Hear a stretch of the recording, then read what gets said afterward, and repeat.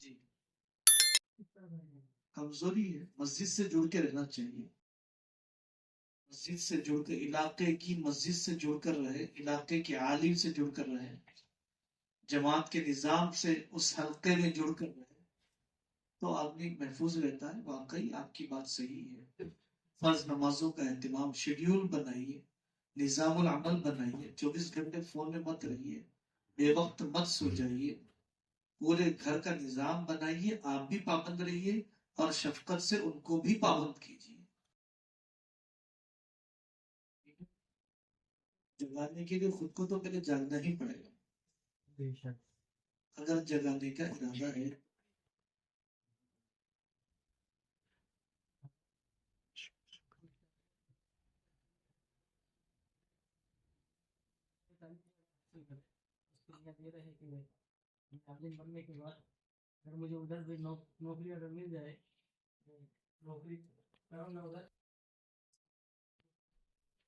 اچھی بات ہے، لیکن عام طور پر نہ وہ دین کا رہتا ہے نہ دنیا کا رہتا ہے، تجربہ یہی ہے۔ آپ جامعہ ملیہ یونیورسٹی میں جا کر دیکھیے، آپ کسی بھی نظریے کو تجربے میں توڑ کر دیکھیے، اپنے نظریے کو تجربے میں توڑ کر دیکھیے، کیونکہ آپ جس زمین پر رہ رہے ہیں ہم بھی اسی زمین پر رہ رہے ہیں، آپ کوئی چوتھے آسمان کے نہیں ہیں، ہم کوئی ساتویں آسمان کے نہیں ہیں۔ تو آپ علی گڑھ یونیورسٹی میں جا کر دیکھ کر آئیے، جامعہ ملیہ یونیورسٹی میں آپ جا کر دیکھ کر آئیے، ہمارے پاس مانو آزاد یونیورسٹی ہے، آپ جا کر دیکھ کر آئیے۔ تو سب سے پہلی بات، طلب الکل فوت الکل، آپ یہ بھی پڑھنا چاہ رہے ہیں وہ بھی پڑھنا چاہ رہے ہیں، نہ یہ پورا پڑھ رہے ہیں نہ وہ پورا پڑھ رہے ہیں۔ اور فلسفے کا اصول یہ ہے کہ کبھی مساوات باقی نہیں رہتی ہے، رجحان کسی ایک طرف ہو کر رہے گا۔ دوسری بات، اپنی تعلیمی روح کو متاثر کیے بغیر، نظام میں خلل لائے بغیر، چھٹیوں میں آدمی 10ویں کا امتحان دے لے، 12ویں کا امتحان دے لے قانونی ضرورت کے لیے، تو حرج نہیں ہے۔ اور بہت آخری درجے میں، بہت آخری درجے میں، بہت آخری درجے میں کسی مرشد سے اپنا رابطہ رکھ کر، کسی شیخ سے مستقل تعلق رکھ کر آپ کسی اسکول کالج میں کام کرنا چاہتے ہیں، تو وہ بھی ایک ضرورت کا میدان ہے، اپنی ذات کی حفاظت کے ساتھ، اپنے تشخص کی حفاظت کے ساتھ، اپنے اعمال کی حفاظت کے ساتھ۔ ہمیں وہ رزق نہیں چاہیے جو رزاق سے بیگانہ کر دے، ہمیں وہ رزق نہیں چاہیے جو رزاق سے بیگانہ کر دے۔ مولانا رحمۃ اللہ علیہ فرماتے تھے، پلنے کو تو کتے بلیاں بھی پلتی ہیں، بندہ بن کے پلنا سے۔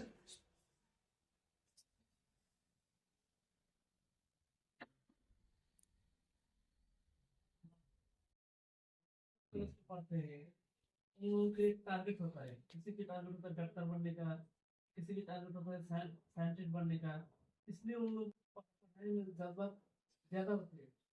ہم لوگ کو ٹارگیٹ کیا ہے؟ ہم نے بیٹھتے ہی کہا تھا کہ خادم دین بننے کی نیت کرو، تو خادم دین بننے میں سب سے بڑا مجدد بھی ہو سکتا ہے، مسجد کا مؤذن بھی ہو سکتا ہے۔ آپ کی استعداد اور خدائی توفیق کے مطابق آپ کا میدان طے ہو جائے گا۔ آپ طے کیجئے مجھے خادم دین بننا ہے۔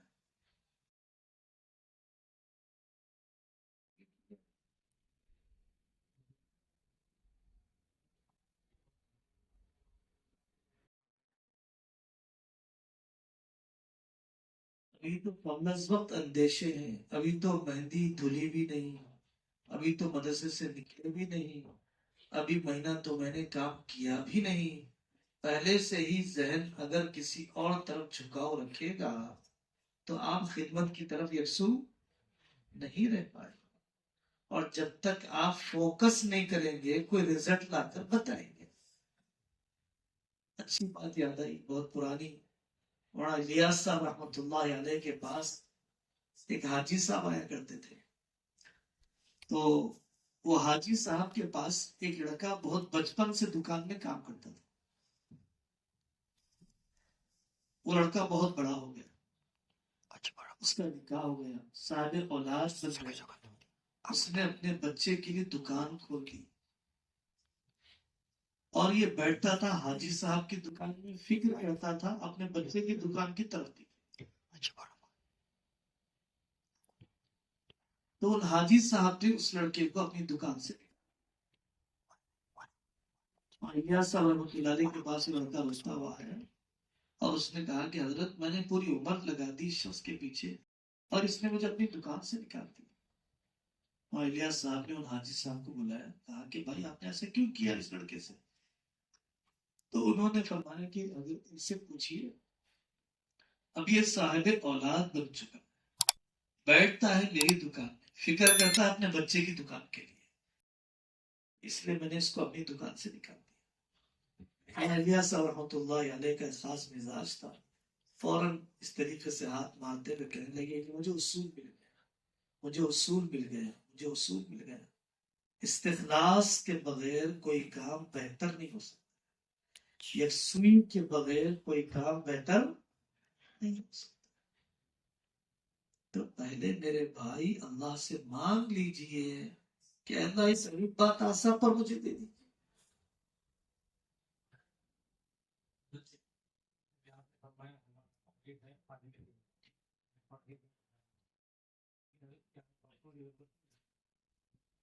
بہت اچھا سوال, بولیے آپ پورا سوال بولیے. ہمارے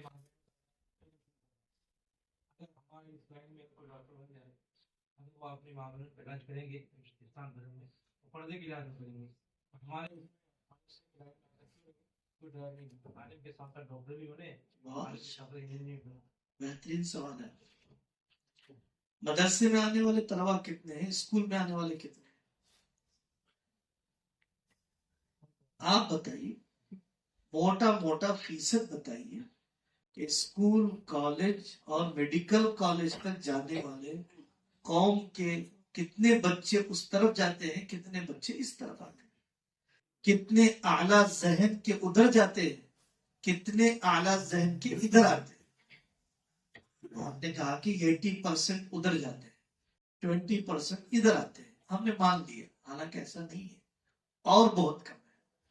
اب یہ بتائیے کہ وہ 80% جو کام کر رہے ہیں وہ اپنی جگہ پر کر رہے ہیں, یہ 20% کو بھی آپ ادھر دھکینا کیوں چاہتے ہیں؟ پہلی بات. اور دوسری بات, کیا اسپتال کھولنے کے لیے مجھے ڈاکٹر بننا ضروری ہے؟ بدر الدین اکبر صاحب ڈاکٹر بن کے انہوں نے ہاسپٹل کھولا ہے. غلام صاحب استانوی نے صرف 4 تک اسکول پڑھا ہے, 3 میڈیکل کالج چلاتے ہیں. تو بالکل تقاضا ہے کہ اسلامی مزاج کا اسپتال ہونا چاہیے. اس کے لیے عالم کا موضوع مت بدلیے, عالم کو اس کے میدان سے مت ہٹائیے.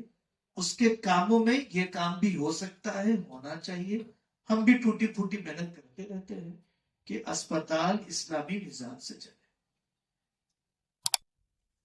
جو ڈاکٹر پہلے سے کام کر رہے ہیں, آپ آپ میڈیکل کے ماڈرن ایشوز کو سمجھیے, جدید طبی مسائل کو جانیے, اور جرأت مندانہ اور داعیانہ مشفقانہ ان ڈاکٹر بہنوں کو اور ڈاکٹر بھائیوں کو اسلامی مزاج کا اسپتال کھولنے پر راغب کیجیے. قوم کے مخیروں کو اٹھائیے, قوم کے معاونوں کو اٹھائیے, تاکہ وہ دینی مزاج کے اسکول بھی کھولیں, دینی مزاج کے اسپتال بھی کھولیں. اچھا یہ بتائیے کہ قوم کا اعتماد مولوی صاحب پر زیادہ ہے یا ڈاکٹر صاحب پہ زیادہ ہے؟ قوم کا اعتماد ممبر و محراب پر زیادہ ہے یا کلینک پر بیٹھنے والے پر زیادہ ہے؟ تو آپ یہاں بیٹھ کر ڈاکٹر بنا سکتے ہیں یا وہاں بیٹھ کر ڈاکٹر بنا سکتے ہیں آسانی سے. اسلامی مزاج کا اسپتال کا کام نہیں, آپ یہاں بیٹھے ہوئے بخوبی کر سکتے ہیں, کر سکتے ہیں. کر رہے ہو لوگ؟ پہلے ذہن میں وسعت پیدا ہوگی تو کام کے میدان میں بھی وسعت پیدا ہوگی. آپ کے علاقے میں صفا بیت المال نے آ کر کافی کام کیا نا. سیلاب کے موقع پر کافی کام کیا, کافی مسجدیں کی. کون ہے صدر صاحب اس کے؟ ایک مولوی ہے, سبیل ارشاد کا فارغ ہے, خالص مولوی ہے, اس نے کام کیا. ایسے کئی لوگ کام کر.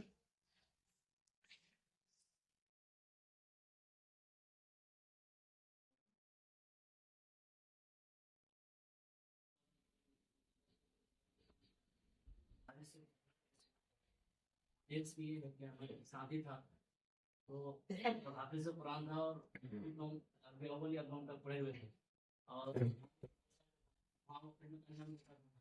اور مدرسہ والا اس کو صحیح وقت پر تنخواہ جو ہے وہ نہیں دے پاتے. صحیح بات ہے آپ کی جی. جس کی وجہ سے ہنر سیکھنے سے منع نہیں کیا جاتا, ہنر کو غالب کر لینے سے منع کیا جاتا. ہنر سیکھنے سے منع نہیں کر رہے. آپ امامت کے ساتھ ٹیلرنگ کر لیجیے, آپ مسجد کے ساتھ کچھ اتر کی کپڑوں کی دکان چلا لیجیے, آپ کچھ ریپیئرنگ کا کام کر لیجیے, یا کچھ آپ چھوٹا موٹا, اس کو غالب آنے نہ دیجیے. خدمت دین کو نہ چھوڑیے, اپنے زندگی کے اصول کا سودا مت کیجیے. دارالدیوبند بھی سکھاتا تھا, دارالسنا ہے, دارالدیوبند میں مستقل شعبہ موجود ہے, بعض ہنر سکھائے جاتے تھے اور علماء بھی ایسے موجود رہے, لیکن خدمت دین غالب تھی اور یہ مغلوب تھے.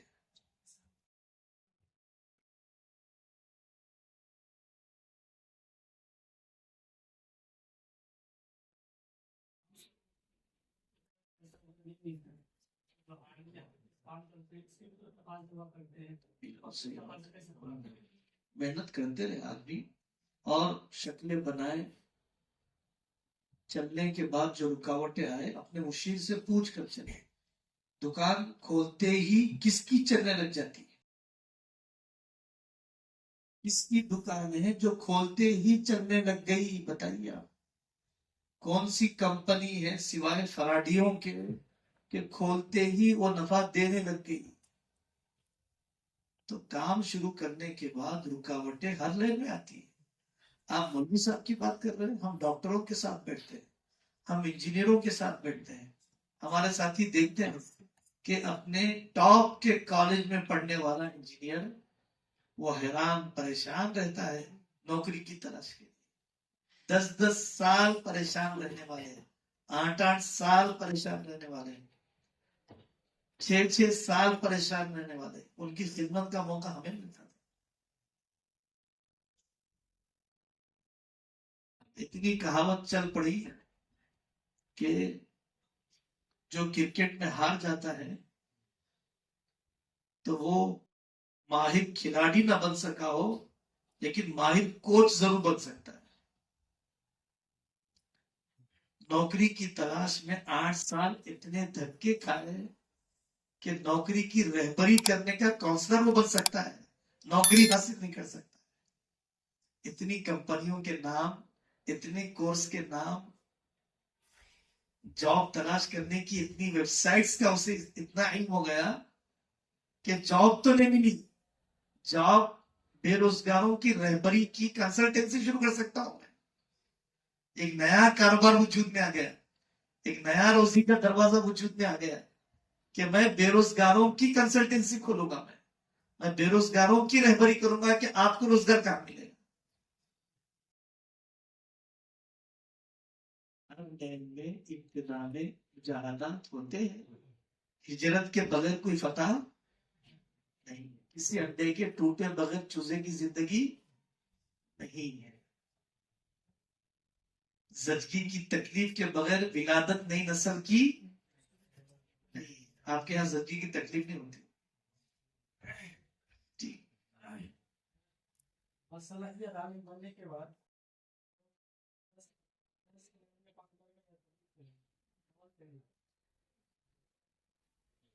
تدریس سے تعلق رہنا چاہیے. تدریس اور کتب بینی آب حیات ہے. محض تبلیغ میں چلے گا تو عامیانہ تبلیغ کرے گا. اور دوسرا تبلیغ غالب ہو سکتی ہے، تبلیغ میں غلو نہ ہو، دوسرے شعبجات کی تنقیص نہ ہو، دوسرے شعبجات کو بے وزن آدمی نہ کرے، تبلیغ کرتے کرتے خود عامی مبلغ نہ بن جائے، متشدد مبلغ نہ بن جائے،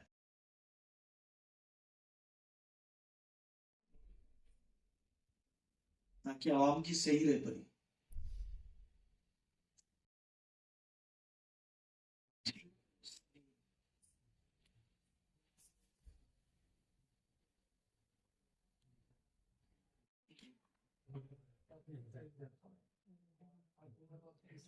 جیسے جیسے تدریس میں اس کو موقع نہیں ملا یا کسی پولیس والے گھر سے تدریس کو چھوڑ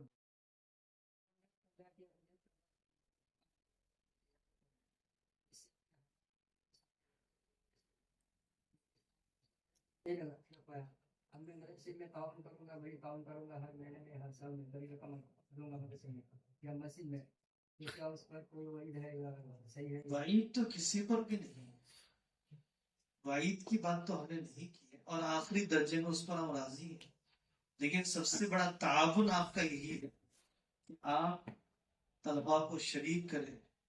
عمارت اور چندہ، مالی چندہ دینے والے بہت ہیں، علم حاصل کرنے والے کم، مال دینے والے زیادہ ہیں، بچہ دینے والے کم ہیں، مسجد بنانے والے زیادہ ہیں، فجر پڑھنے والے کم ہیں، اور بھی بہت ابتدا میں آپ کیوں فیصلہ کر رہے ہیں؟ یہ بات میں نے کئی مرتبہ دہرایا ہے کہ ابتدا سے ہی آپ یہ ذہن میں فیصلہ کیوں کر رہے ہیں؟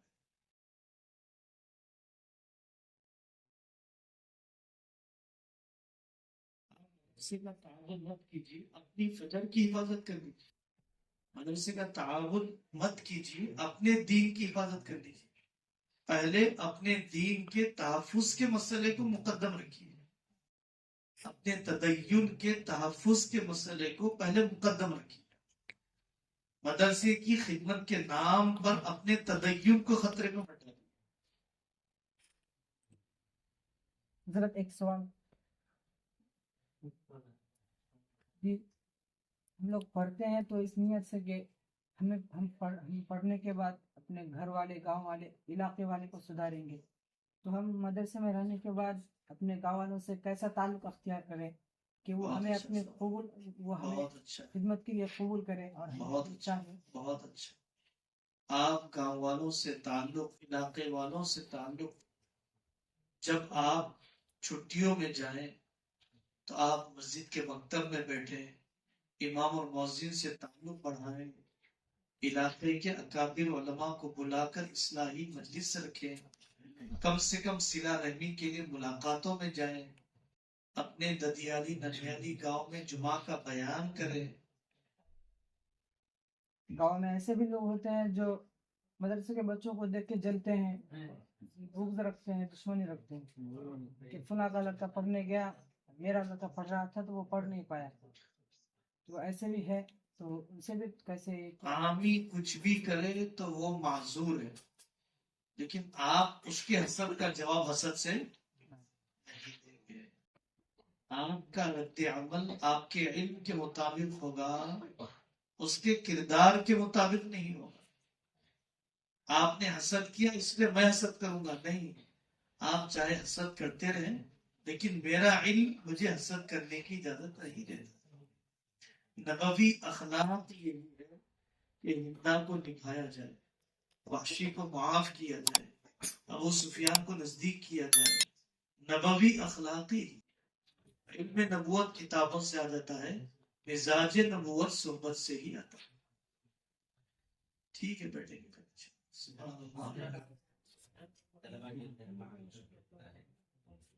طالب علم کا ذہن تو صاف ہوتا ہے، جذبہ بھی ہوتا ہے کہ کریں گے، لیکن گھر والوں کو سمجھا نہیں پاتے، والدین کو سمجھا نہیں پاتے، اپنے قول یا تب کیا کیا جائے؟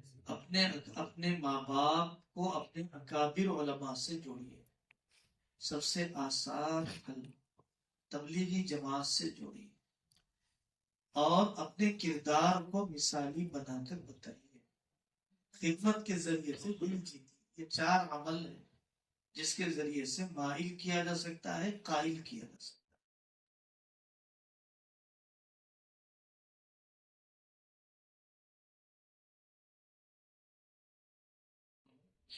بہت اچھا، بہت اچھا۔ نتعاون فیما نتفق، ہم جس میں متفق ہیں اس پر ہم ایک دوسرے کا تعاون کریں گے۔ میں اور آپ درود السلام تو پڑھنے پر متفق ہیں؟ متفق ہے نہیں میرے بھائی؟ چلیے درود شریف کی مجلس کریں گے گھر میں، فضائل درود میں سے 40 درود پڑھیں گے دونوں بیٹھ کر۔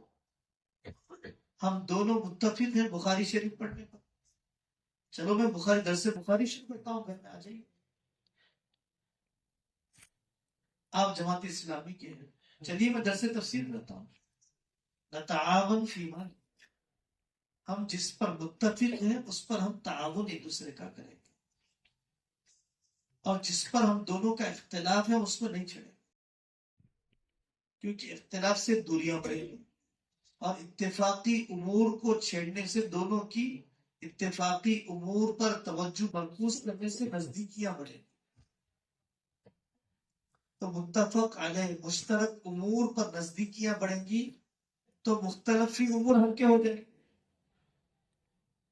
ہم درود شریف کی اولیاء کا تذکرہ کریں گے، آج میں خواجہ اجمیری کا تذکرہ سناتا ہوں، کل پیران پیر کا سناؤں گا، حلیت الاولیاء پوری سنا دوں گا، تذکرۃ الاولیاء پوری سناؤں گا، صفت الصفوہ پوری سناؤں گا، غنیت الطالبین پوری سناؤں گا، صباح الدین عبد الرحمن کی بزم صوفیہ پوری سناؤں گا، عبدالحق محدث دہلوی کی اخبار الاخیار پوری سناؤں گا۔ سنائیے اولیاء کا تذکرہ، تاریخ دعوت و عظیمت پوری سنا دیجیے۔ میلاد کا مضمون پڑھیں گے، چلیے آئیے بیٹھے آج پڑھیں گے میلاد کا مضمون، کیا بری بات ہے؟ جھگڑا ہمیں میلاد سے تھوڑی، تعیین اور تخییر سے، خاص حقیقت طے کرنے سے۔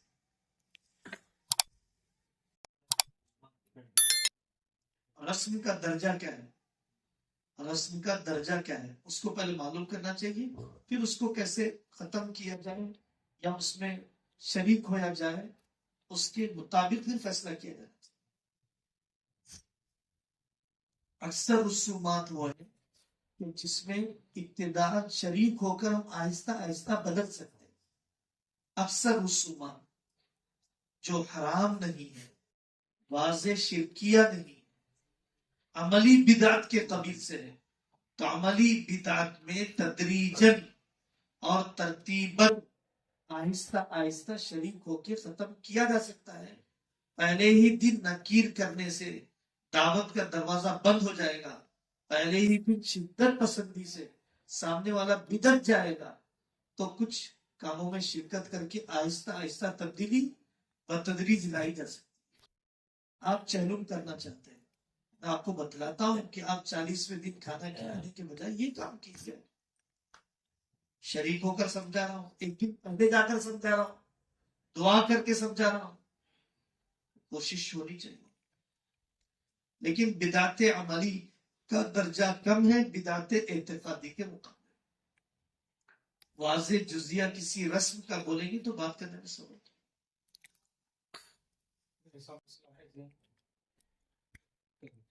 حضرت جیسے ہمارے عورتوں کو جمع کیجیے، ذہن سازی کیجیے، 20 رسمیں تو 10 رسموں پر آ جائیں گے، 5 رسموں پر آ جائیں گے، آہستہ آہستہ آ جائیں گے۔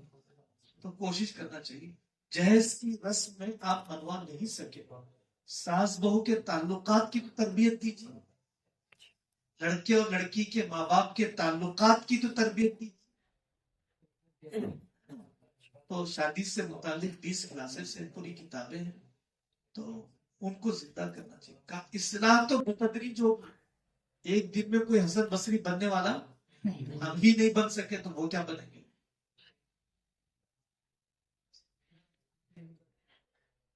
آپ کی اتنی ضرورت کیسے ہوئی؟